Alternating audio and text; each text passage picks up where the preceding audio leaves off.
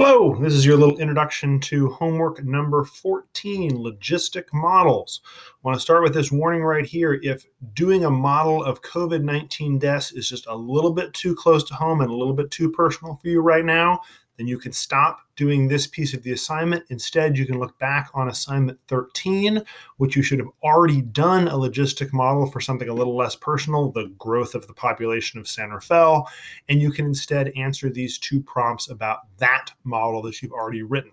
If that's the case, you should stop the video here, write your paragraph based on that model, submit this, don't read on. Okay, everybody else, everyone who's still with me, I'm assuming that you're okay moving on to something that's a little bit more relevant in the news, but also potentially a little bit more personal. We are going to do a logistic model of COVID-19 deaths in a particular country. I'm doing the US, so you've got to pick something else. So first, we're going to go to this website here, just like this, and then we're going to scroll down to pick a specific country. Now, I've picked the USA, so you've got to pick one of these other countries, whichever one you like. And then here we're going to scroll down to the graph of deaths, cases. We're not looking at cases. We're looking here at, not looking at active cases, we're looking here at total deaths in the United States. Now, the reason why we're looking at deaths and not cases is in order to be a diagnosed case, you've got to have gotten a test. And as I'm sure you know if you've been following the news, there aren't a lot of tests out there. If we look back at cases, this dramatic uptick in cases right here, does that actually represent an uptick in cases, or does that simply represent an uptick in testing? That's hard to know. That's hard to actually parse that out. And we don't want to be producing a graph of the amount of testing that we're doing. We want to be producing a graph of the actual number of coronavirus cases that are out there. Whereas if somebody dies of coronavirus, it's a lot more clear that they had coronavirus. So we're essentially using deaths as a proxy for the number of cases because it's probably a more accurate representation, albeit lagging. It comes much later than the infection with the virus. It's probably more accurate representation of how many people are actually infected with coronavirus, that these 20,000 deaths represent 2 million cases or something like that if it's got a 1% death rate. And that gives us a sense of how many cases are out there. So to get the actual data, as you can see, when I scroll my mouse over this, each point, each date, it gives me the number of deaths, the total number of deaths by that date. You need at least 20 dates, starting with the first recorded death, which in the case of the US was back here on February 29th, leap day, was our first recorded death, and going up to the current date. So from February 9th to today, if I need at least 20 cases, I can do every other day, and that will do it. If you pick a country that's had coronavirus for a little less, you may want to do every day. If you pick a country like China that's had it for longer, you may want to do every third day. We need at least 20 data points every day, every other day, or every third day. And I've put those into my little TI 8084 emulator calculator. They're over here in L4 and L5. Ignore the other things. Notice the way I've done the day as it describes it in the assignment. I've done the day where January 1st, 2020 is 1. So I'm counting days forward from January 1st, 2020. And by the way I did this is I first wrote down all of the dates I wanted to do, February 29th, March 2nd, March 4th, March 6th, etc. Then I wrote down the conversion to the first date was 60, 62, 64, 66, did the math, wrote all those numbers down. Then I looked at the graph, wrote down the dates, and finally I put that into my calculator. It's a lot to keep track of as one step. But this represents the one death on February 29th, all the way forward to as close to today's date as of the recording of this video as I could get, which was April 13th, I believe, is the last date that I have on there, April 13th.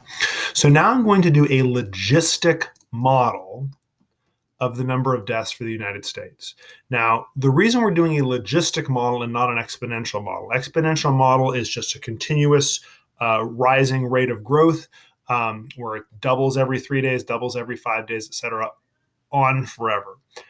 That's not realistic. That's not what's actually happening because there's some ceiling of the total number of cases possible. Now, where that ceiling is depends on how good a job the US is doing at social distancing. If we were doing no social distancing, the models predict that ceiling would be somewhere around 2 to 3 million. Basically, virtually everyone in the United States would get coronavirus. Anywhere between 1 and 3% of the people would die, and that would be the ceiling that we'd hit. Because of social distancing, not everyone is going to get the coronavirus because a lot of people are reasonably well isolated from it right now. So until we get a vaccine, as long as people stay isolated, we keep ourselves a lot safer. The ceiling is more the people who cannot isolate, the homeless, the institutionalized, people in prisons, people who are living in old folks' homes who can't necessarily socially isolate themselves. That's more where the ceiling is here, and we're going to see what the model predicts that is. So I'm going to go stat, calculate, logistic regression, logistic down here. So this is our exponential curve that starts exponential, but then it levels out when it hits whatever that ceiling might be. My X is L4, my Y is L5. That's exactly what I want. Remember, if those don't say what you want them to, I can go second, the number 4 to bring up L4, number 5. I want to go ahead and graph this while I'm at it. So I'm going to go vars, yvars, function, y1, and that's going to save it to graph it. If you've got an older calculator and it just says logistic, you'll then want to type after that L4, L5, Y1 to get it to do this same graph. Calculate. It's going to take a little while. It's a complicated regression. It's going to take a long while. It's a complicated regression. But then when it spits out my model, there it is. You can see that's a pretty darn complicated equation. C divided by 1 plus a times e to the negative bx.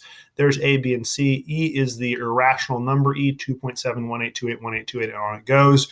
Very complicated formula. Let's see what it looks like. I'm going to go to my y equals. There it is. It's plugged it into y1 just like I want. I'm going to hit second y equals to bring up stat plot. I'm going to go into plot 1. I'm going to turn it on. I'm going to have it be a scatter plot. I'm going to have it graph L4 versus L5. Oops. And then I'm going to do zoom and go down here to zoom stat. Number 9. There's the graph on the US. I can see it looks a lot like the graph of coronavirus deaths here. Looks a lot like this graph. And I can see my curve fit to it. Perfect. What I cannot see yet is enough information to answer these questions about my model. How many total deaths will there be? And approximately when will we reach that total? And when did we reach the inflection point where the number of deaths stopped increasing and started decreasing? I can kind of answer that question. As I look at the curve, I can see here it's curving upward, but then up here it starts curving downward. So the inflection point is somewhere in here. If I want to know where, I could use trace. Notice how it's jumping across the points. And if I hit the up arrow, now it's gliding across the line. I'm going to kind of eyeball here. I think the inflection point is right about there. I'm just kind of eyeballing. So somewhere around day 98, 99, 100, something like that is about where the inflection point looks like it is at about 13,000 deaths. At this point, day 98 is when the deaths stopped increasing and started decreasing in the United States. But to find the maximum, I need to kind of refocus my window. I need my window to be wider and taller to see where the maximum is. So I'm going to go into my window. It starts at day 55. It goes to day 108. Let's go ahead and make that day 150. And it goes up to 27,000 deaths. Let's go ahead and make that 40,000. I just made those numbers up. I'm just spitballing, but let's see how it looks. Hit graph. There it is. Now I can see this maximum up here. I'm going to go back to trace. And by the way, while I'm on trace, again, right now I'm jumping across the points, hit the up arrow, I'm gliding on the line. I can type in the number I want to go to, let's say day 120. Oops. Let's try that again. Graph, trace, arrow, type 120, enter, and there it goes. And that's about it. I've about hit the maximum there.